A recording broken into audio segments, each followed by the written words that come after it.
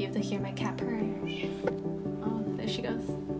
Hi everyone, today we're going to flip through the 7 sketchbooks I did in the last 10 years. My goal was to complete 10 before I'm 30, but I'm turning 30 in 2 months, so I don't think I could complete that goal. Well, here we are, flipping through them all for you today. This is the very first one I did, and I was staying in Ontario at a cottage in the summer. So I was pretty bored. I started painting, and that's something I saw people did, so I started trying it out. Some paintings turned out nice. That very first painting you saw, I actually really liked for many years thereafter. So we're just flipping through some life drawings. At that time, I didn't really do plein air too much. It was mostly used as like a sketchbook, sketching out ideas. My plein air really took off in one summer. Second year, we took a trip to Italy as a class, and we got a credit for it. But I saw all these beautiful paintings in the environment there, and the beautiful European light. That was the first time I really got to travel and get the experience of collecting all your memories inside a sketchbook. And we had to do that for one of the projects, I think. It was like a scrapbooking. I even kept like train tickets and little ticket stubs. But that started my habit of keeping a sketchbook, using it to keep memories. I was so stingy, I flipped the book around the opposite way and painted more on the other side, or any empty spaces I could see. We're now in the second book. It's 2011 to 2013, almost 10 years ago, or it's almost, anyways. I started painting more even around school, third year, all the coffee shops we went to. Looking back now, it seems like I didn't paint as much as I do now. But at that time, I thought I painted a lot, and it was like always the girl with a sketchbook with me, and going to the coffee shop and painting my friends, or even when I'm visiting home. When I went to Vancouver on the train, it was like a 4-night, 5-day journey. I took the sketchbook with me, painted all the little... I had it in plan. I was like, I'm gonna be so bored, I'm gonna paint everything I see, and I tried to journal. Time goes by so fast. All these memories you see here, to me, feels like yesterday. Just like this is when I first got to Vancouver. I was still a tourist, so I did a lot of like Chinatown, Granville Island, Gastown. You'll see some of those in a little bit. And this is the third book. I think I'm already in Vancouver. Faubourg is like a famous store, Gastown, museums. I did more like, I'm a tourist, I'm gonna paint everything I see. Even when I went to China, I would bring it with me. It really gave me something to do, especially when my grandparents' place is my grandma's workshop, quotes, and my grandpa's workshop, which is the kitchen.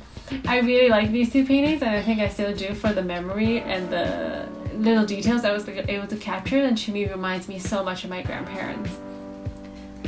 The material I tend to use are watercolor and gouache.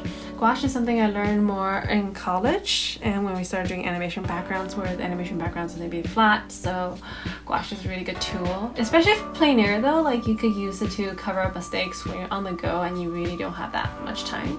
I really like watercolor because some of those have those effects that's really translucent, and the painting, like the paper coming through, is when you could get the most vibrant colors.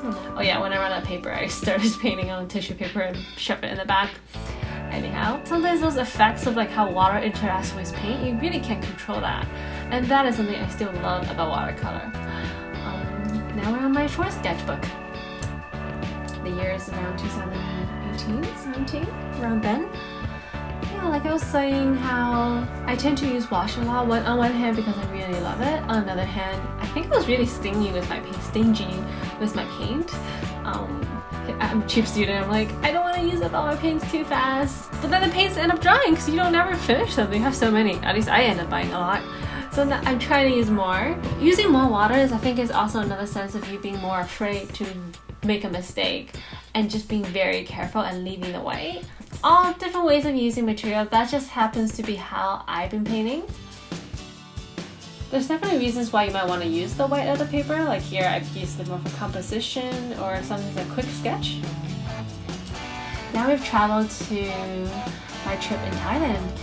I did some volunteering work with elephants, and we're mainly hiking with them in the daytime, and in the afternoon we have some downtime to drink coffee, hang out with your friends that you like. They're from all over the world. I tried to paint the same hill at different times of day because that's all we really were. We were at this one village, but it was so nice to have this quiet downtime to enjoy. This is when I was moving. I made a little tiny comic of like my life changing, my old room being gone. So that, you can see see some sketchbooks like you can see some sketch ideas in this books. Mainly they were still plein air, but sometimes I would need an idea for my film or like some character designs. I would doodle them in there because it's a really nice water. I think it's 140-pound paper. Sometimes when you're traveling, you may not get to capture the image that you want, so I do take a picture, come back and finish it in the hostel room. Alright, we're on to my 5th sketchbook.